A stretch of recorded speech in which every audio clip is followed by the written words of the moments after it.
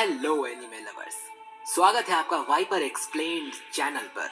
और आज हम देखेंगे अटैक ऑन टाइटन के सीजन 1 का रीकैप। जिन्हें नहीं पता उन्हें बता दूं कि attack on Titan is one of the greatest anime of modern time. इस शो को ग्रेट बनाती है इसकी बेहतरीन स्टोरी और ऑसम कैरेक्टर्स जो आपको edge of the seat experience देती है। इस शो के अभी तक 3 सीजन आ चुके हैं और चौथा सीजन भी इसी मंथ से स्टार्ट हो गया है। तो आज इस वीडियो में मैं अटैक ऑन टाइटन के सीजन 1 को सिंपल वे में एक्सप्लेन करूंगा। जिन लोगों ने सीजन 1 नहीं देखा उनके लिए स्पॉइलर अलर्ट, और अगर आप देख चुके हैं तो एंड तक एंजॉय कीजिए। मेरे को तो ऐसा धक धक हो रहा है। मेरे को भी हो रहा है। सीजन 1 रिलीज हुआ था 2013 में और इसमें 25 एपिसोड्स हैं। सीजन 1 की IMDb रेटिंग 8.8 है और रॉटेन टमाटर पर ये 94% फ्रेश है। तो चलिए बिना वक्त जाया किए करते हैं शुरू सीजन 1।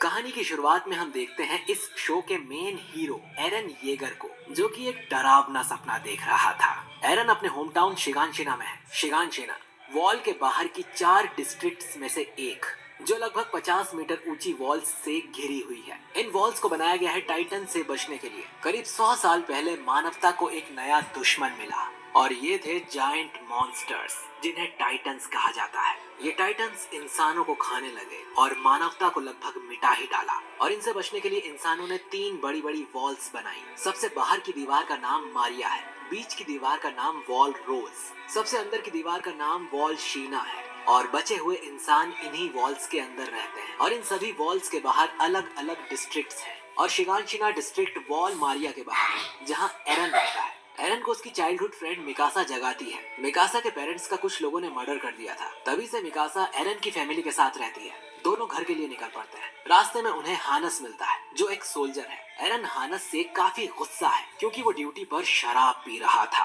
और क्योंकि 100 सालों से कोई भी टाइटन इन वॉल्स को तोड़कर अंदर नहीं आ सका था, तो इन सोल्जर्स को वैसे भी कोई काम नहीं है। इसके बाद स्काउट रेजिमेंट दीवारों के बाहर से आते हैं। अब हमें यहाँ पर मिलिट्री स्ट्रक्चर को समझना होगा। जिसे भी सोल्जर बनना होता है उसे 3 साल तक मिलिट्री ट्रेनिंग एकेडमी ज्वाइन करनी पड़ती है और 3 साल बाद इन्हें चुनाव करना होता है कि इन्हें कौन सी मिलिट्री ब्रांच ज्वाइन करना है। यहाँ पर 3 ब्रांच है। पहली द रॉयल गार्ड, जिनका काम है राजधानी में रहकर राजा को प्रोटेक्ट करना। दूसरी गैरिसन रेजिमेंट, इनका काम है वॉल्स के अंदर शांति बनाए रखना और लोगों को प्रोटेक्ट करना। तीसरी स्काउट्स रेजिमेंट, जिसमें सबसे काबिल और बहादुर सोल्जर्स होते हैं। इनका काम होता है वॉल्स के बाहर जाकर टाइटन्स की जानकारी इकट्ठा करना और जरूरत पड़ने पर उन्हें मारना, क्योंकि ये वाला रेजिमेंट टाइटन से सीधे टक्कर लेता है। सबसे ज्यादा मौत भी इसी ब्रांच में होती है। जब भी ये अपने मिशन से वापस आते हैं तो इनके आधे से ज्यादा मेंबर्स गायब होते हैं या बुरी तरह घायल होते हैं। इस बार भी ऐसा ही हुआ है। 80% सोल्जर वापस ही नहीं आए। लेकिन ये सब देखकर भी एरन बिल्कुल नहीं डरता। वो स्काउट्स को असली हीरो मानता है और बड़ा होकर वो स्काउट रेजिमेंट को ही ज्वाइन करना चाहता है। घर जाने के बाद मिकासा एरन के पेरेंट्स को बता देती है कि वो स्काउट्स ज्वाइन करना चाहता है, लेकिन उसकी मॉम इसके लिए उसे साफ मना कर देती है। वहीं उसके डैड, जो कुछ दिनों के लिए बाहर जा रहे थे, कहते हैं कि वो वापस आकर एरन को घर के बेसमेंट का सीक्रेट बताएंगे। इसके बाद एरन और मिकासा अपने अच्छे दोस्त आर्मिन के पास जाते हैं। आर्मिन कहता है कि वो भी एक दिन वॉल्स के बाहर जाकर दुनिया देखना चाहता है, खासकर वो समुद्र देखना चाहता है। और तीनों डिसाइड करते हैं कि एक दिन वो दीवारों का शहर छोड़ देंगे और समुद्र को एक साथ देखेंगे।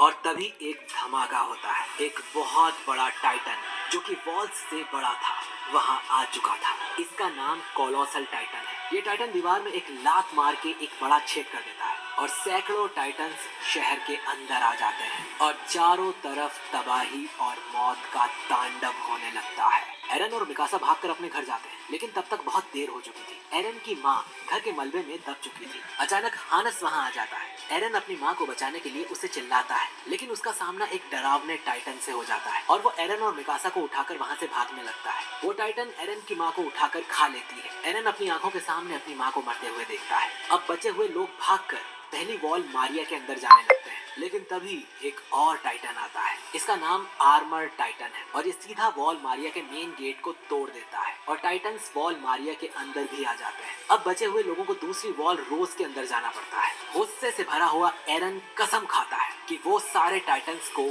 खत्म कर देगा।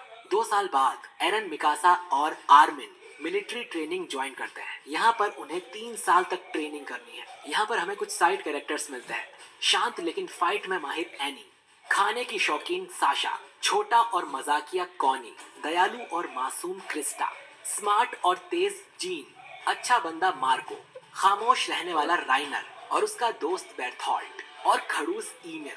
सभी लोग एक दूसरे को जानने लगते हैं। ट्रेनिंग में इन्हें सिखाते हैं कि टाइटन्स माइंडलेस और स्लो होते हैं और उन्हें मारने का एक ही तरीका है, उनकी गर्दन के पीछे के हिस्से को काटना। कहीं और काटने पर वो नहीं मरेंगे क्योंकि वो अपने बॉडी पार्ट्स रीजनरेट कर सकते हैं। इसके लिए उन्हें ओडीएम गियर यूज करना सिखाया जाता है जिससे ये काफी तेजी से डायरेक्शन चेंज कर सकते हैं और मिकासा इसे आसानी से मास्टर कर लेती है और सभी इसे यूज करना सीख जाते हैं सिवाय एरन के। रात को एरन अपने साथियों से पूछता है कि वो फेल क्यों हो रहा है और फिर वो रैनर और बेर्थॉल्ट से पूछते हैं। अब वो उसे हेल्प तो नहीं कर सकते पर उनकी कहानी भी एरन जैसी ही है। उनके छोटे से गांव को भी टाइटन्स ने बर्बाद कर दिया था और इन लोगों ने भी टाइटन्स के डर को करीब से देखा था। ये चारों बात करते हुए बाहर जाते हैं जहाँ राइनर बताता है कि ये सब खत्म होने के बाद वो बस अपने होमलैंड जाना चाहता है। वो एरन से पूछता है कि वो क्या चाहता है, जिस पर एरन जवाब देता है कि वो सभी टाइटन्स को मिटा देना चाहता है। चारों ने अपने गोल्स चुन लिए थे। अगली सुबह एरन थोड़ी देर के लिए अपने आप को संभाल लेता है लेकिन फिर से गिर जाता है। कमांडर उसे एक नया बेल्ट पहनने को कहते हैं और इसके बाद एरन को कोई परेशानी नहीं होती। एरन की पुरानी बेल्ट किसी कारण से टूटी हुई थी। 3 साल बाद